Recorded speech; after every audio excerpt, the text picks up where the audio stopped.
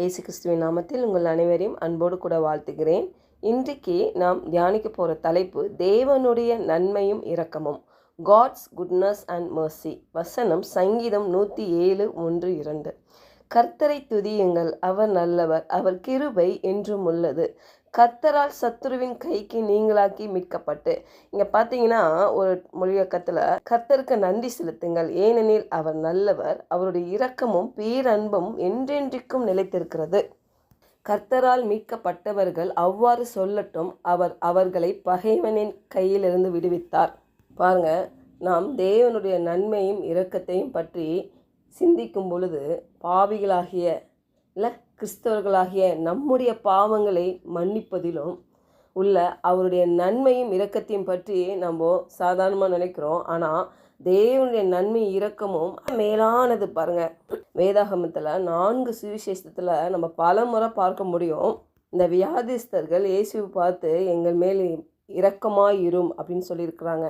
மத்தேயு 10:47 அவன் நசரேயனாகிய இயேசுவை வருகிறார் என்று கேள்விப்பட்டு, இயேசுவே தாவீதின் குமாரனே எனக்கு இரங்கும் என்று கூப்பிடத் தொடங்கினான். மார்க் 1:41 கூட பார்க்க முடியும். இயேசு மனதுருகி கையை நீட்டி அவனை தொட்டு, எனக்கு சித்தம் உண்டு, நீ சுத்தமாக என்றார். அப்போது மனதுருகிற தேவன் இந்த கால வேளையில் நம்மோடு இடைப்பட்டு கொண்டிருக்கிறார்.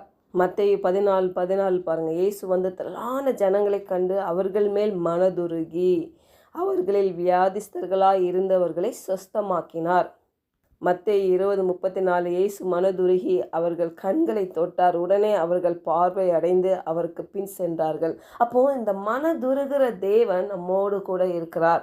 அவர் நம்ம மேல் இறக்கப்பட்டு மனதுருகி நமக்கு நன்மை செய்கிறவராய் இருக்கிறார். பாருங்க, நம்ம சரீரத்திற்கு பலவீனங்களை மறைய பண்ணுகிறவராய் இருக்கிறார், சுகம் கொடுக்கிறவராய் இருக்கிறார். அன்றைக்கு மனிதர்கள்லாம் அறிந்து வைத்திருந்தாங்க என்னன்னா, இந்த இயேசு கிறிஸ்து மனதுருகிற தேவன், இவர் வந்து மனதுருகிற தேவன், இவர்கிட்ட போனால் நமக்கு விடுதலை கிடைக்கும். ஏன்னா நான் பாவம் செய்தனால இந்த வியாதி, ஆனால் அவர் அதை பார்க்க மாட்டார், என்னை மன்னிச்சிருவார். அவர்கிட்ட என்ன சுவாபம் இருக்குதுன்னா மனதுருகிற சுவாபம். என்னை போய் நான் சரண்டர் பண்ணிட்டா என்னை அப்படியே அணைத்து கொள்வார், என்னை அப்படியே எனக்கு சுகத்தை கொடுப்பார் என்ற விசுவாசம் இருந்தது. பாருங்கள், இந்த கால வேளையில் தேவன் நம்மோடு இடைப்பட்டு கொண்டிருக்கிறார். நமக்கும் கூட இந்த மனதுருகிற தேவன் நம்ம வாழ்க்கையில் கிரியை செய்து கொண்டிருக்கிறார். அப்போஸ்தலர் 10:38 நசரேயனாகிய இயேசுவை தேவன் பரிசுத்த ஆவியினாலும் வல்லமையினாலும் அபிஷேகம் பண்ணினார். தேவன் அவருடனே கூட இருந்தபடியினாலே அவர் நன்மை செய்கிறவராயும் பிசாசின் வல்லமையில் அகப்பட்ட யாவரையும் குணமாக்குகிறவராயும் சுற்றித் திரிந்தார். இயேசு கிறிஸ்து சுற்றித் திரிந்து செய்த நன்மை என்ன அப்படின்னா, அவர் ஒடுக்கப்பட்ட யாவரையும் குணமாக்கினார் என்று பார்க்கிறோம். அன்றைக்கு தேவன் கிறிஸ்துவை பரிசுத்த ஆவியினால் வல்லமையினால் அபிஷேகம் பண்ணினார். அப்போ அந்த பரிசுத்த ஆவியானவர் தான் இன்றைக்கு எனக்கிட்டையும் உங்ககிட்டையும் வாசம் செய்து கொண்டிருக்கிறார்.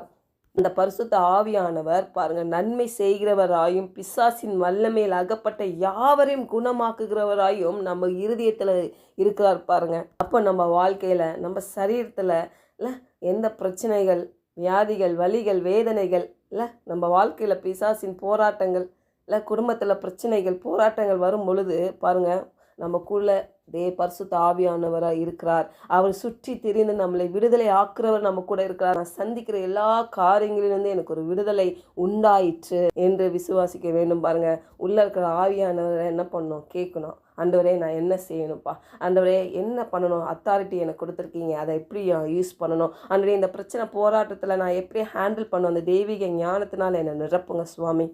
பாருங்கள், நான் அநேக வேளையில் நம்ம பிரச்சனையே கவனம் செலுத்தாமல் நம்ம தேவனை பெருசாக பார்க்கும் பொழுது, அவருடைய நன்மையின் மீது கவனம் செலுத்தும் பொழுது, அவரை துதிக்கும் பொழுது பாருங்கள், நம்ம விசுவாசம் மலர்கிறது. அவருடைய இரக்கம், மனதுருக்கம் ஒரு டெம்பரரி கிடையாது. அது நம்ம இந்த பூமியில் நம்ம இருக்கிற வரைக்கும் அது நம்ம கூடயே தான் இருக்கும். பாருங்கள், அடுத்த வசனம், கர்த்தரால் சத்துருவின் கைக்கு நீங்களாக்கி மீட்கப்பட்டு. அதாவது மீட்கப்பட்டவர்கள் எப்படி சொல்லணுமா, நான் பகைவனின் கையிலிருந்து தேவன் என்னை விடுவித்தார் என்று அறிக்கையிடணுமா. அப்போது நீங்களும் நானும் எதிரியின் கையிலிருந்து மீட்கப்பட்டிருக்கிறோம். பாருங்கள், அடிமைத்தனத்திலிருந்து, பயத்திலிருந்து, குற்ற உணர்விலிருந்து ஒரு மீட்பு உண்டாயிருக்கிறது. இந்த கால வேளையில் நம்ம ஒரு காரியத்தை நினைவு கூறணும், நான் மீட்கப்பட்டிருக்கிறேன், நான் கர்த்தருடைய மனதுருக்கம் என் மேல் இருக்கிறது, அந்த இரக்கமுள்ள தேவன் எனக்குள்ளாக வாசம் செய்கிறார். நான் எப்போதும் அவரை துதிப்பேன், அவருக்கு நன்றி செலுத்துவேன், நான் நன்றி உள்ளத்தோடு நான் இருப்பேன் என்று நம்ம விட்டு கொடுப்போம். ஜெபிக்கலாம். பரலோக தகப்பனே, இந்த காலை வேளையில் ஆண்டவரே, எங்களோட இடைப்பட்டதுக்காக உமக்கு ஸ்தோத்திரம் ஆண்டவரே. நாங்கள் உமக்கு நன்றி செலுத்துகிறோம் கர்த்தாவே. இது மட்டுமா எங்களை நடத்தி வந்தீர் ஆண்டவரே. உமக்கு ஸ்தோத்திரம் ஸ்தோத்திரம் ரட்சா. ஆண்டவரே, நீர் நல்லவர், ஆண்டவரே நீர் வல்லவர், போதுமானவராக இருக்கிறீங்கப்பா. ஆண்டவரே, உம்முடைய இரக்கமும் உம்முடைய அன்பும் என்றென்றைக்கும் இந்த பூமியில் நிலைத்திருக்குதுப்பா எங்கள் வாழ்க்கையில். அதுக்காக உமக்கு ஸ்தோத்திரிக்கிறோம் கர்த்தாவே. பகைவரின் கையிலேருந்து எங்களை விடுவித்தீங்களே, அதுக்காக ஸ்தோத்திரம் ஆண்டவரே. நாங்கள் மீட்கப்பட்டவர்களாக இந்த பூமியில் ஆண்டவரே உம்முடைய நாமத்தை மகிமைப்படுத்தும்படி இயேசுவின் நாமத்தினால் ஜெபிக்கிறோம் நல்ல பிதாவே, ஆமென்.